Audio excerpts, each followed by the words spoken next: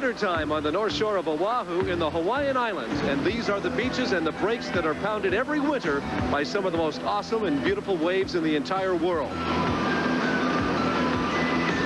Hi, everybody. I'm Mike Chamberlain, and this is one of the most famous North Shore beaches. It's called the Banzai Pipeline, and we're here today because the best bodyboarders in the world have assembled, and they are competing for top prize money, $4,000 to the winner, not to mention the prestige of winning the Crush International Bodyboard Championship. You're going to see the cream of the crop of the fast-growing sport of bodyboarding taking on the challenge of some of the biggest and most powerful waves you've ever seen. The competition promises to be intense and spectacular, so don't go away. We'll be right back with the Crush International Bodyboard Championship from the North Shore of Oahu.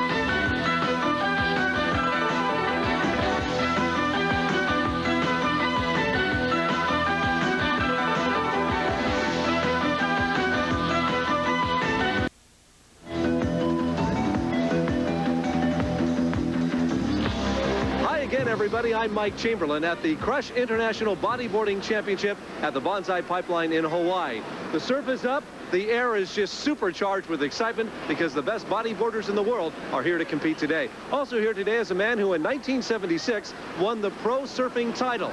And his name is Peter Townend. Peter, you have surfed this break a number of times. The difference was you were standing on a surfboard. These guys put their belly to the board. Talk about the difference, surfing and bodyboarding. Well, the main difference here is in equipment and the lower center of gravity. You know, the guys are much lower to the water, and they only do it two ways. They're either laying prone, as you said, or they drop knee stance. And so they're much lower, and they have a lot further to drop into the wave.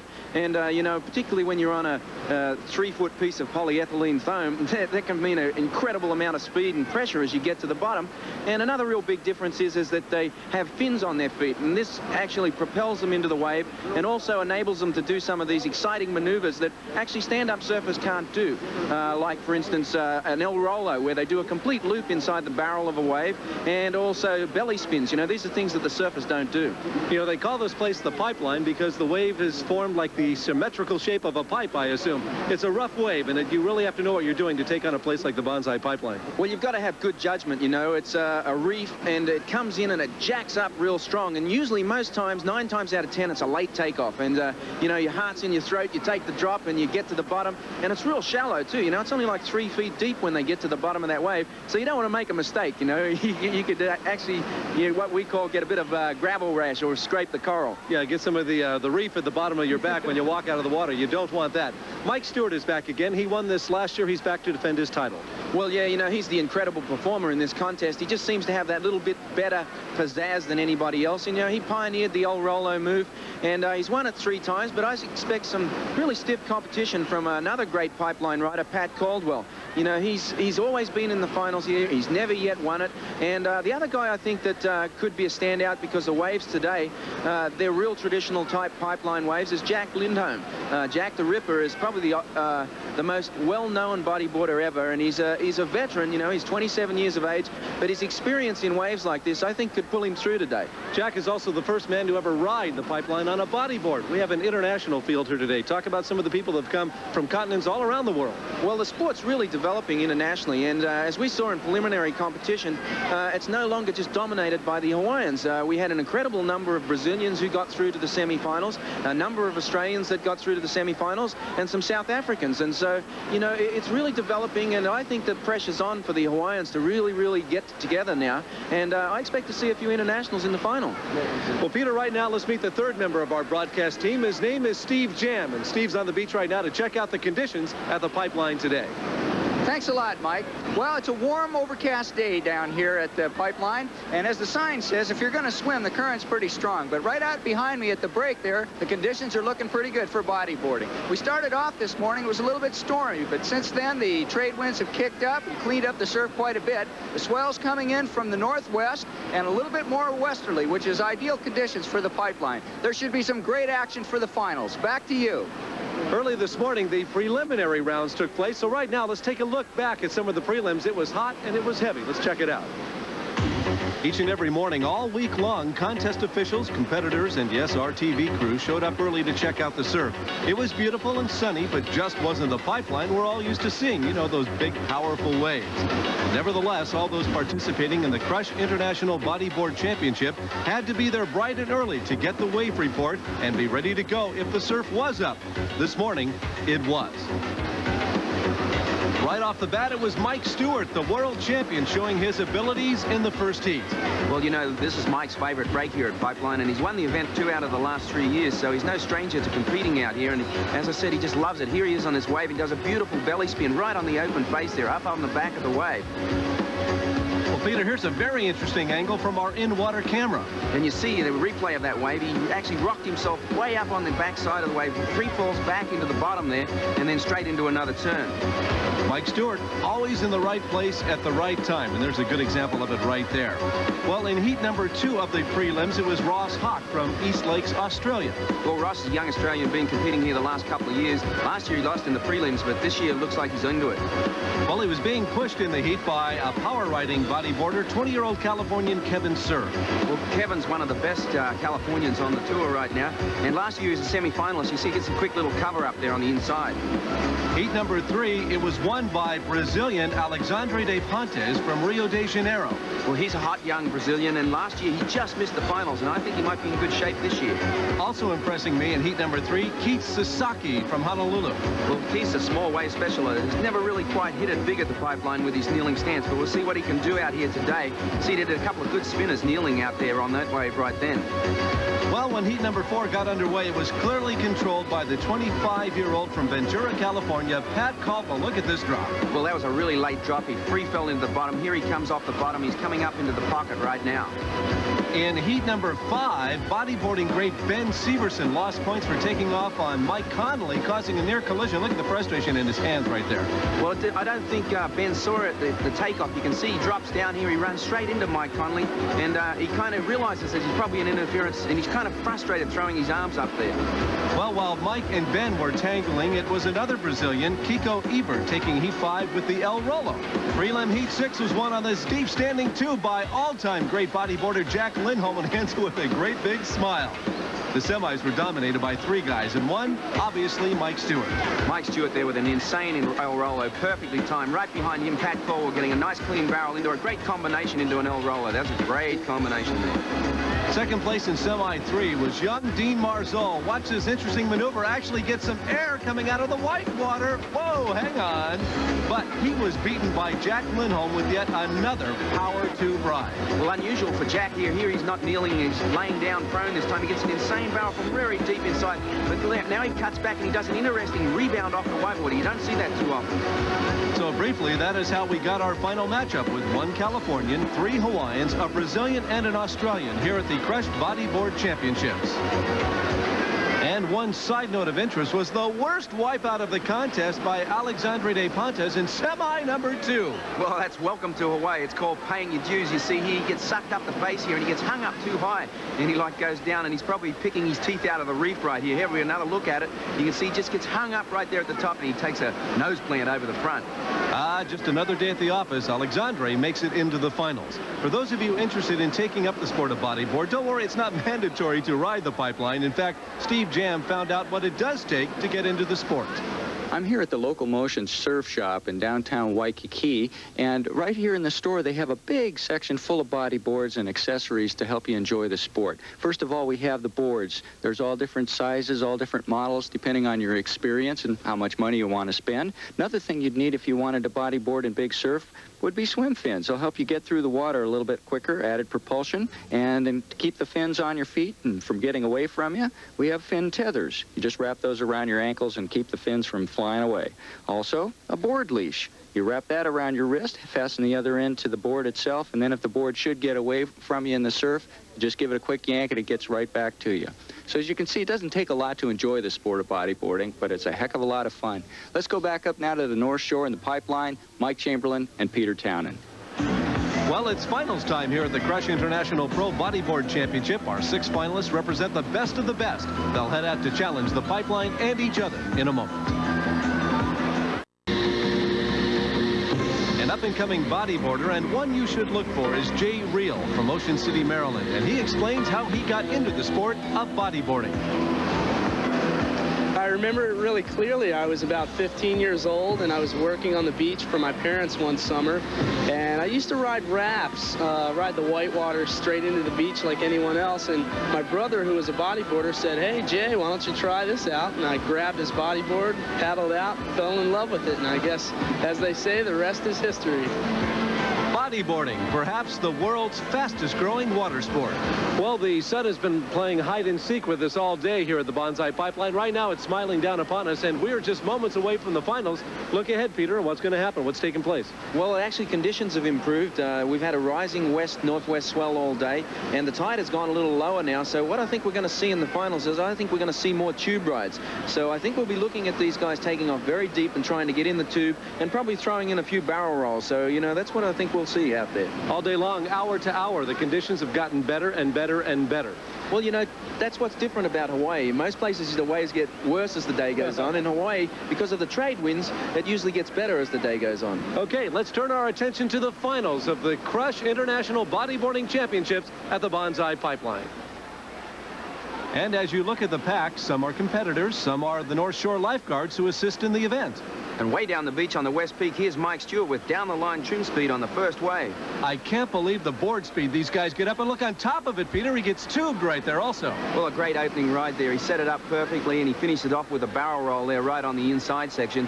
And, you know, what can we say? Mike's off to a great start already. Well, he's back paddling out. Here's a replay of that tube again, Peter. Well, you can see there he does a half turn on the face, and he pulls it up under the curtain there, and then he sneaks out on the open face, and now he sets up in the closeout for the El Rolo there in the closeout. Well, on the outside, it's Alexandre de Pontes, the Brazilian, with nowhere to go. Oh, a steep drop there. You can see he made the drop, and then he didn't have the speed to get back on the open face, and he just gets tons of white water all over him there. Well, up and outside, it looks like, yes, it is. It's Dean Marzol dropping in.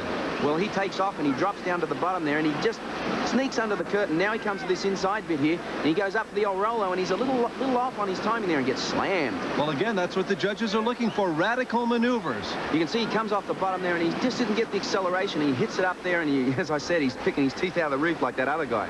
Well, outside again, it is Mike Stewart, and what a perfectly formed wave this is, Peter Townend. Well, Stewart's wave selection today is exceptional. He picked off another good wave down the beach, got up there in the pocket. He tries for the big rebound there in the whitewater, and you see him struggling with it. He just can't quite break free again. So when the sets come through, it seems that Mike Stewart is always in position. That's why he's the defending champion. Well, when you won the event 3 times already, I'm sure he knows what waves are going to win it for him. You know, he's got a lot of experience out here. And, yeah, speaking of experience, we've yet to see Jack Lindholm down the beach there. It looks like up and riding very late. And it's Pat Caldwell, you know, and he's been a regular finalist out here. He got a wave from down the beach there, that wave closing out on him, though, and he's going to need to get better ones than that, I'm sure. Pat Caldwell from Ventura, California, his 5th appearance here at the Pipeline. Spectators loving the action here on the North Shore. You know, when you're in the presence of these waves, you are astonished by their absolute power. And a big wave on the outside, it's Jack Lindholm. Peter, I was wondering where this guy had been hiding. Well, Jack, you know, in the prone stance again, you know, he's mixing it up today. Kneels normally, and today he's prone stance quite a few times. And that's an interesting move from Jack Lindholm. I think we've got an instant replay of this one. Jack had a steep drop and maneuvered into a very critical section here. Well, you can see him slowing himself down off the bottom, and he pulls himself up into the barrel right here. Before the final, Steve Jam asked Jack Lindholm and some others what would be their strategy today. Well, what do you think it's going to take to win this contest today? A lot of luck. And determination and maneuvers and tube riding. I think it's just a matter of getting the biggest tubes and the deepest tubes. Você deve mostrar todo o seu potencial que você tem e você unir as ondas, as ótimas ondas com o que você sabe e o resto, seja o que Deus quiser. He said you got to get out there and use every bit of know-how you can and look for the best waves, and if it's possible, you win. If you don't, you don't. This is the pipeline, and everybody likes to see the, the long tube rides here.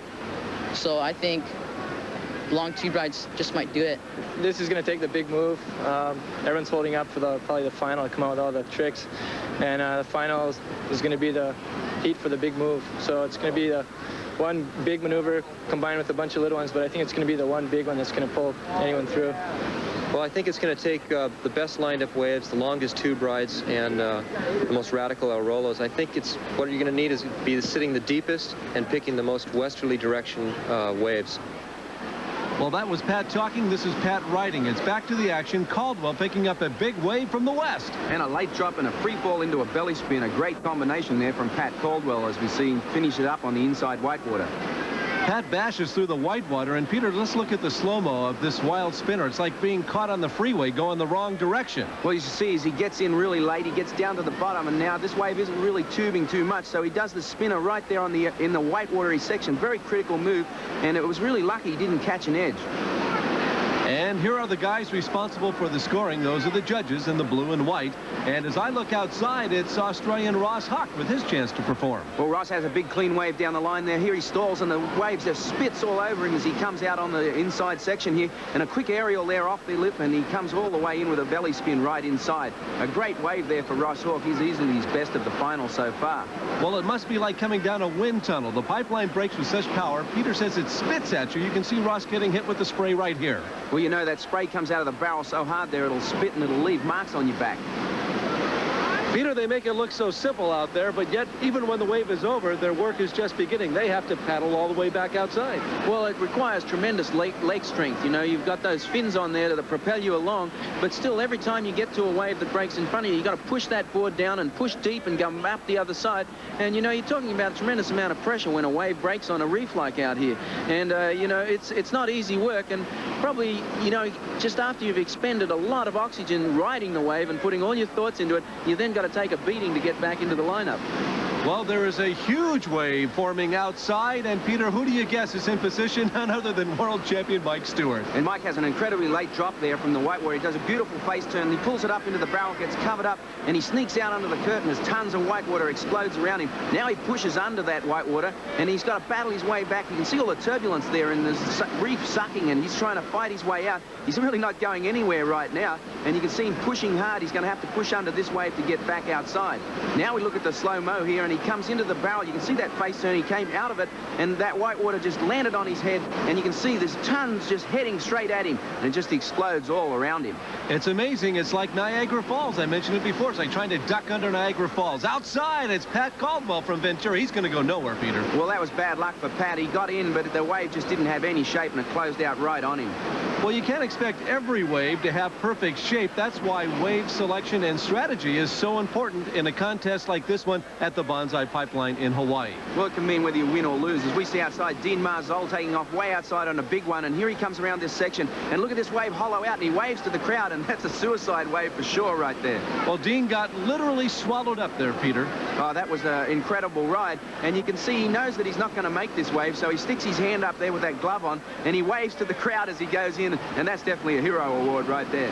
Well, that's funny, because I thought he was simply saying bye-bye. But outside, it is Mike Stewart again, and it looks like it's a good position for an El Rolo. An incredibly timed El Rolo right there. Comes whacking right off the lip, and this could be the big move he was talking about in the earlier interviews.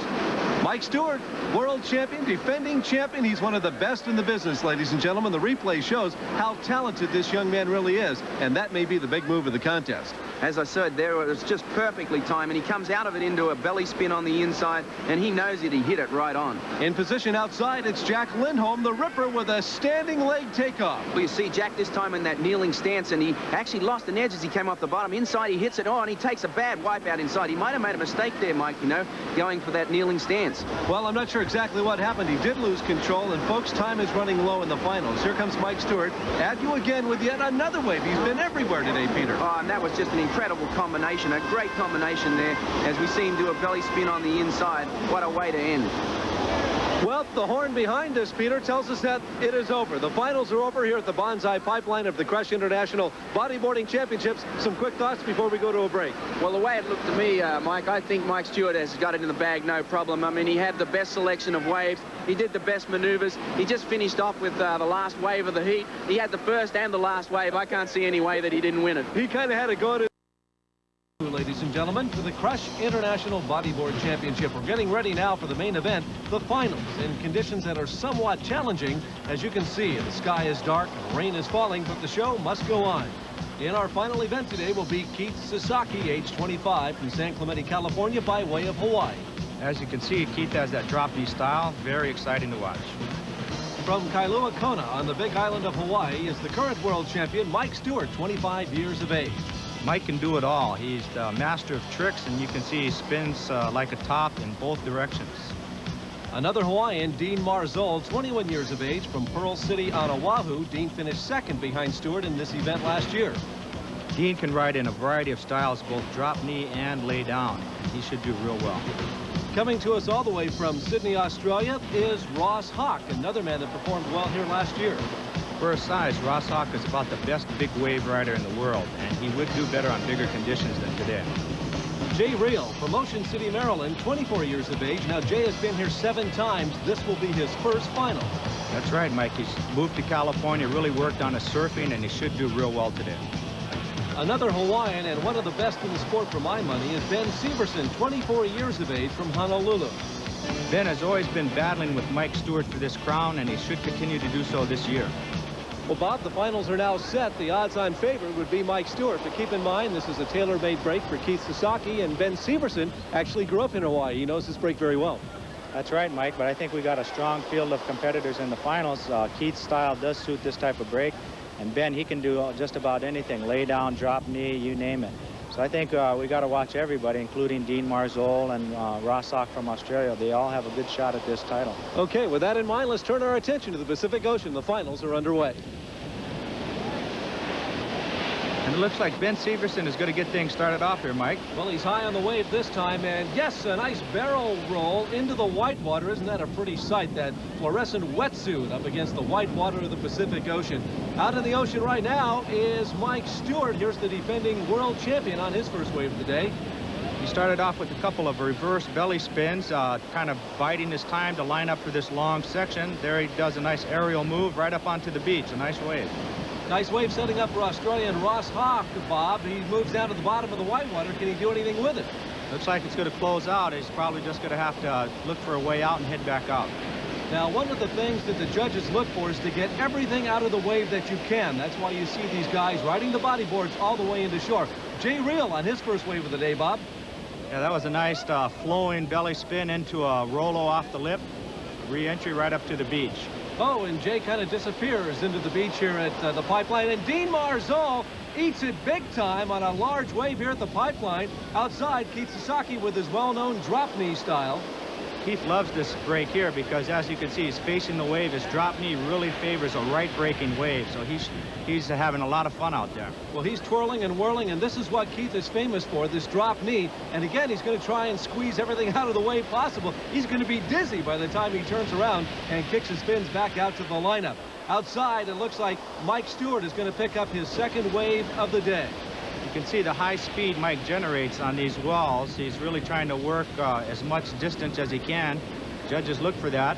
Bob, earlier this week I had the opportunity to ask Mike Stewart what kind of training program he utilizes for competition. Well, it varies from event to event, but it's a combination of mental, physical training. I do a lot of mental training, really, close to the event, and then before that, it's a lot of physical training, paddling hard, you know, acclimating myself to the surf conditions at any given spot. That's basically it. I got a few little trade secrets here and there, but you don't want to share with us. I'd rather not. Well, right now it looks like Ben Severson may be trying to learn a secret or two from Stewart. You can see him shadowing Mike out in the water, most likely jockeying for wave position, although I'm sure that Severson has a few tricks of his own. And Ross Hawk screaming down the face of this wave, Bob. Ross loves those big waves, and he got a good one there, pulling off a series of moves, loses it there on the inside. Oh, but look at twirling into this wave is world champion Mike Stewart and comes right through the lip of the wave. A barrel roll into the white water. That's got to be a high-scoring maneuver for Mike Stewart. I'm telling you, he did everything that he could to make this thing come off as a radical maneuver. As a matter of fact, I think we've got a chance to look at this again. And Bob, describe exactly what Stewart did here. Right here, he's going up for an aerial Rolo and punches through the lip, rides the curl of the wave down to the bottom, tries to get his balance back on the board before carrying on. Well, another radical maneuver by Mike Stewart. And now, up in that drop knee stance, Keith Sasaki. Nice looking wave here, Bob. Yeah, you can see here he's doing the backside move. His back's to the wave, but he's still able to pull off a lot of hot maneuvers. He seems very pleased about that.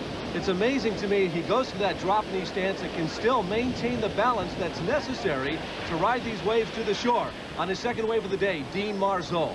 Dean opted for the lay-down style on this wave. It was a little bumpier. He's trying to get a lot more speed. He's still able to do some pretty hot maneuvers. Should be, there's a nice aerial and heading for a kick-out. Can you believe the board speed that he had on that wave? Well, we haven't heard from Ben Severson in a while, and he twirls into this one, Bob. Yeah, that's a nice way to stall and still look flashy. Waiting for the wave to build up, you pull into a couple of belly spins to bide your time. And he maneuvers back into the white water. Nice barrel roll, and that's got to impress the judges, too. And there's a good shot of Dean Marzol running up the beach, trying to get ready to paddle out one more time. And, Bob, these guys are riding the waves all the way to the beach. We touched on it earlier. What's the theory? Well, the theory is to get as much distance on the wave as possible, and the best way to do that is ride it right up to the beach. It's one of the main points the judges look for. Oh, look at Jay Reel has picked off a nice-looking ride here at the pipeline. Goes to the top, grabs the rail, and comes down with the board. Will he pop out of the white water? Yes, he will. And this is a maneuver that is worth repeating. And as you watch it, I asked Jay before the event what he thought would be needed to win here today. Well, today we're having a competition at a beach break, which means a wide variety of wave conditions. So in response to that, I'm going to have to go out there and do a wide variety of maneuvers. Just go out and give it my all, do my best. Well, you just saw a perfect example of that. A beautiful air rolo by Jay Reel from Ocean City, Maryland. Here's Mike Stewart picking off another good-looking wave, Bob. And there you see him fading back, waiting for it to wall up in front of him, but not wasting any time on the wave, doing maneuvers as much as he can. One of the things I like best about Mike Stewart is positioning. He is always in the right place at the right time as you watch him scream down the face of this shore break, and a nice barrel roll, and he's right up onto the sand here at the pipeline, and he and his bodyboard scoot right up to the lens of our camera, so he'll run down the beach and paddle back out. Good wave for Mike Stewart. Outside, Ross Hawk from Australia. Boy, look at the size of this one, Bob. That's right. He's been waiting outside, hoping to pick off a quality big wave. He's going into a section. Too bad, just closed out on it. Well, that was a shame because he had a good-looking wave. It formed up to the right just perfectly. So there's Ross Hawk. You can see the fins. They kick, and they paddle back out to the lineup. Ben Severson, this is his third wave of the afternoon. Look at him scream under the white water, comes to the top. Oh, completely out of the air. They call it an aerial in bodyboarding, and then a couple of stomach twirls. Sets up for the inside section. A barrel roll into the sand. A very high-scoring wave for Ben Severson. Look at the smile on his face, Bob. We've got to take another look at this maneuver. Completely out of the air. And what happened here? Well, you can see him picking up a lot of speed. For this aerial move, you have to really be moving on the wave because you're flying right up into the air, and nice landing. Setting up for another string of maneuvers. That's what constitutes a great ride. Well, outside right now, Dean Marzol, that drop knee stance. He's going stomach first. He faces the wave on this one, Bob. That's right. This wave is a little smoother, so he's able to do that drop knee stance. If it's a bumpy wave, he opts for the lay down or our bigger wave, but he can do it all. Well, he proved it on that wave. A good high-scoring wave for the Hawaiian, Dean Marzol. He'll kick his way back out to the lineup. Looking outside, looks like Jay Reel's dropping it. No, he pulls out and leaves the wave to Mike Stewart.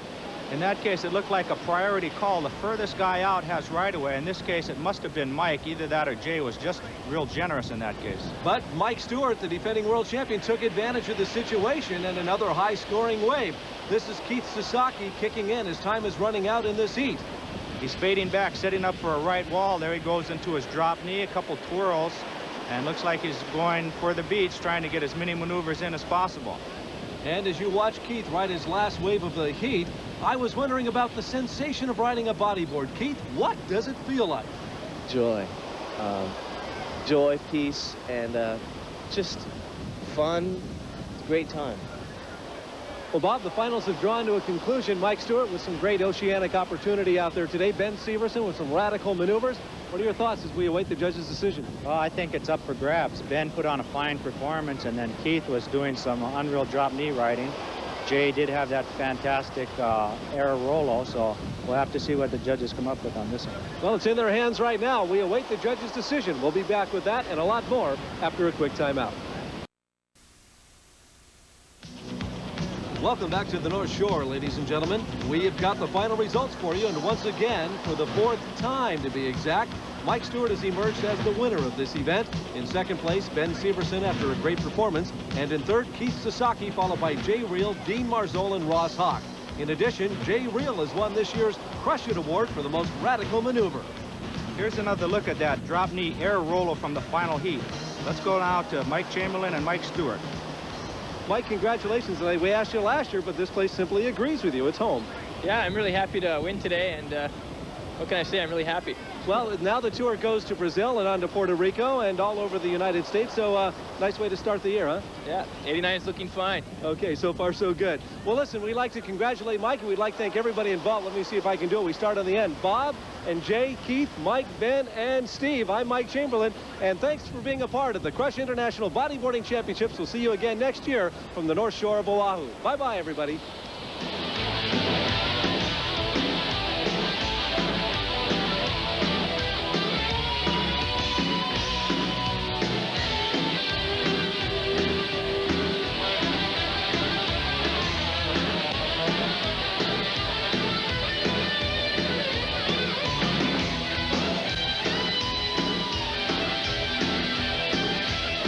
Accommodations for cast and crew provided by the Turtle Bay Hilton on Oahu.